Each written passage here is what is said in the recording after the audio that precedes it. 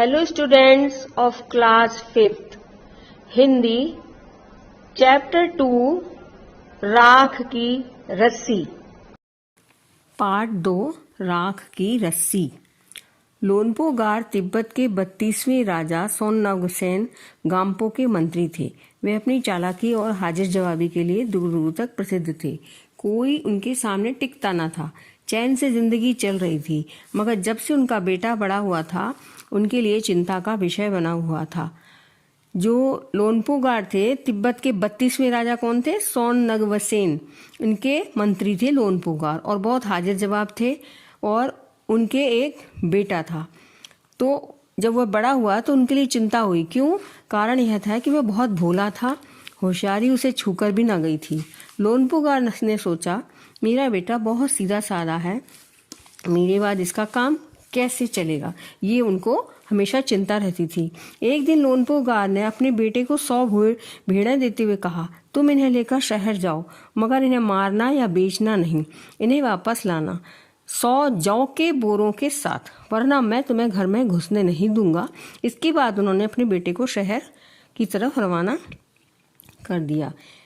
एक दिन जो लोनपो गार मंत्री थे, उन्होंने अपने बेटे से उनको कहा कि तुम 100 भेड़ें लेकर शहर जाओ और इन भेड़ों को ना तो तुम बेचना ना ही इनको मारना, और इनके बदले में साथ में इनके 100 जौ के बोरे के साथ घर में आना, नहीं तो मैं तुम्हें घर में आने नहीं दूंगा। लोनपो गार का वह बेटा जो था वो शहर पहुंच गया, मगर इतने बोरे जौ के खरीदने के लिए उसके पास रुपए ही कहाँ थे। वह इस समस्या पर सोचने विचारने के लिए सड़क के किनारे वह बैठ गया, मगर कोई हल उसकी समझ में नहीं आ रहा था। उसको समझ नहीं आ रहा था कि वो कैसे करेगा ये सब। वह बहुत दुखी था। तभी एक लड़की सामने खड़ी हुई। क्या बात है, तुम इतने दुखी क्यों हो? तभी वो जैसे ही सड़क के किनारे बैठा हुआ था, तभी एक लड़की उसके पास आई और बोली, तुम इतने दुखी क्यों हो? लोनपो गार के बेटे ने अपना हाल कह सुनाया। इसमें इतना दुखी होने की क्या बात है, मैं इसका हल निकाल देती हूँ। इतना कहकर लड़की ने भेड़ों के बाल उतारे और उन्हें बाजार में बेच दिया, और जो रुपए मिले उनसे जौ के 100 बोरे खरीदकर उसे घर भेज दिया। लोनपो गार के बेटे को लगा कि उसके पिता बहुत खुश होंगे, क्योंकि उसके साथ भेड़ें भी हैं और 100 बोरी जौ भी साथ में है। उन्होंने उसकी आपबीती पर ध्यान नहीं दिया। वे उठकर कमरे से बाहर चले गए।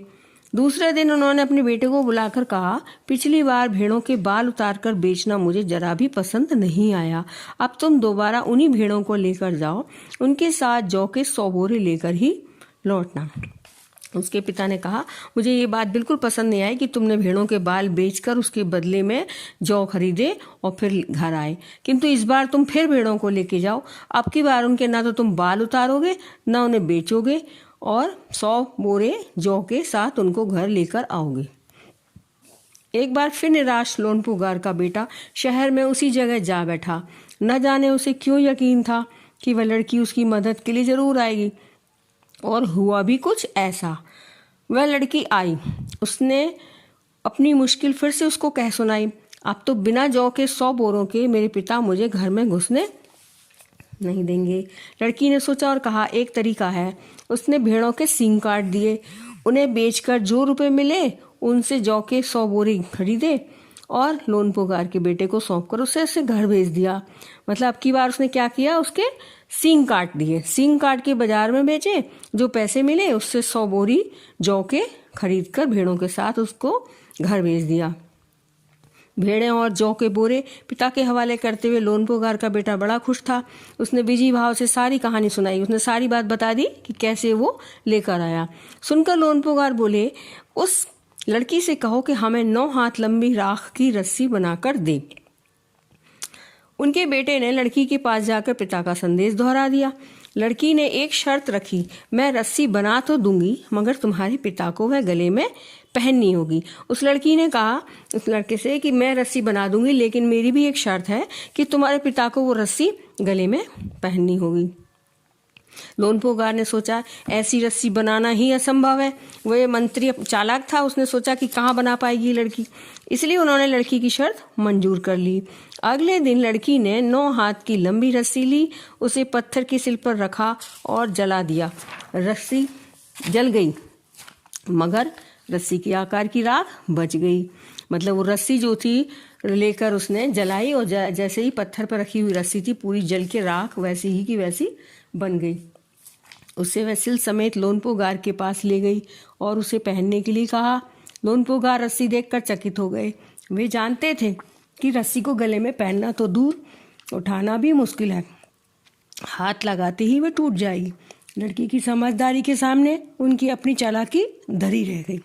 जो चालाकी कर रहे थे लड़की के साथ वो रह गई। बिना समय गंवाए लोनपोगार के बेटे की शादी का प्रस्ताव लड़की के सामने रखा।